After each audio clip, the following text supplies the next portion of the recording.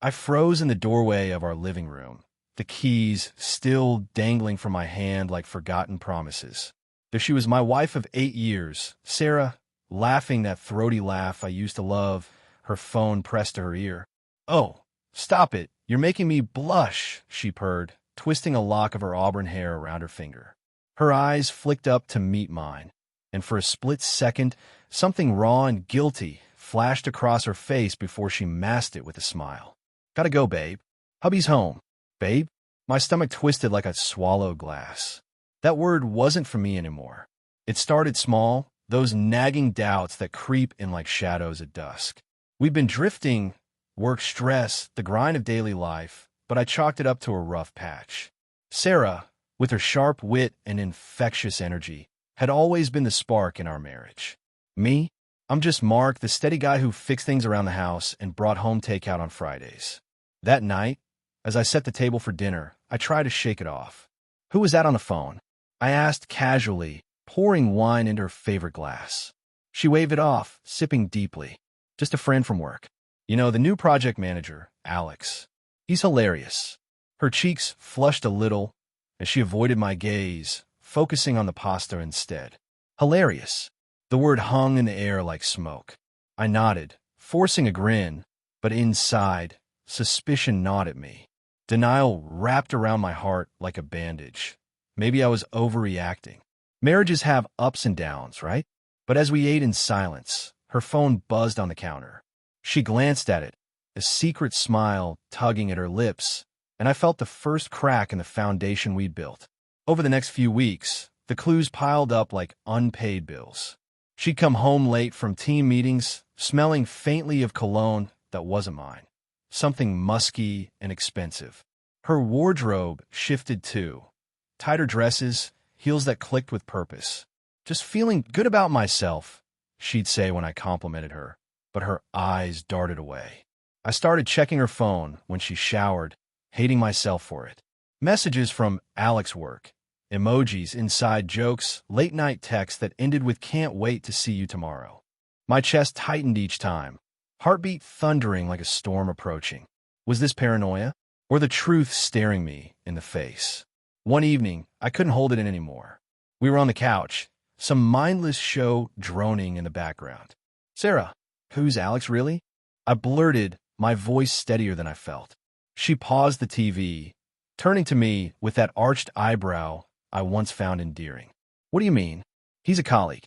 But her tone was defensive, edged with irritation. I pressed on, my words tumbling out. "The texts, the late nights, it feels like more." She laughed, but it was sharp like broken glass. "Oh, come on, Mark. A little flirting never hurt anyone. Keeps things exciting."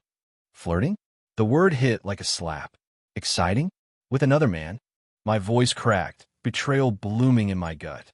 She rolled her eyes, crossing her arms. "You're being ridiculous. If you're so insecure, the door's right there." Her words hung heavy, a challenge wrapped in indifference. I stared at her, searching for the woman I'd married, the one who'd whispered vows of forever under a starry sky.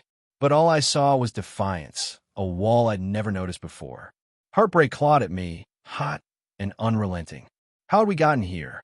I stood up slowly, the room spinning. "Maybe I will use it," I muttered, grabbing my coat. She didn't stop me, just shrugged. "Fine, do what you want." I crashed at my brother's place that night, the couch lumpy and unforgiving. Sleep evaded me. Instead, memories flooded in. Our first date at that dingy Italian place, laughing over spilled wine. The way she'd cry during sad movies, burying her face in my shoulder. Denial gave way to anger, a fire that burned away the fog. How long had this been going on? The next day, I returned home to pack, but curiosity, or masochism, drove me to her laptop. It was open, emails glaring back at me. There was messages to Alex, explicit and intimate. "Last night was amazing," one read.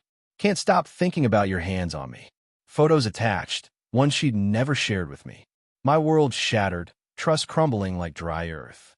Suspense had built to this revelation, each clue a breadcrumb leading to heartbreak. She walked in as I sat there, stunned. "Mark, what are you doing?" Her voice trembled now, the flirtatious mask cracking. I held up the screen, my hands shaking. This is what you've been hiding. Tears welled in her eyes, but they felt manipulative, a last-ditch effort. It was a mistake. I was lonely. You're always working. Excuses poured out, laced with blame. Anger surged through me, hot and righteous. Lonely? We were supposed to fix that together. I yelled, voice breaking. She reached for me, sobbing. Please don't leave. Think about us, our life. I'll change, I promise. If you go, it'll destroy me. Emotional blackmail, wrapped in desperation. Part of me wavered. The years we'd shared, the love that once felt unbreakable. But as she clung to my arm, whispering please, I saw the truth. This wasn't remorse. It was fear of losing her safety net. No, I said firmly, pulling away. You made your choice. Now I'm making mine. I grabbed my bag and walked out, her cries echoing behind me. Mark, you'll regret this. We can fix it.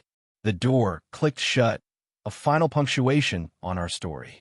Driving away, rain streaking the windshield like tears, I felt the weight lift. Heartbreak lingered, a dull ache, but so did liberation. Anger faded into resolve. I deserved better than half-truths and betrayals. In the months that followed, I rebuilt. New apartment, therapy sessions where I unpacked the denial and suspicion that had blinded me. Sarah tried calling, texting sob stories about her breakdown, but I ignored them, blocking her number. No more games. Looking back, it's a scar that reminds me of vulnerability's cost. Trust, once shattered, doesn't glue back perfectly. But in walking away, I found strength I didn't know I had. Life goes on, raw and real, and sometimes the door you use leads to freedom you never imagined.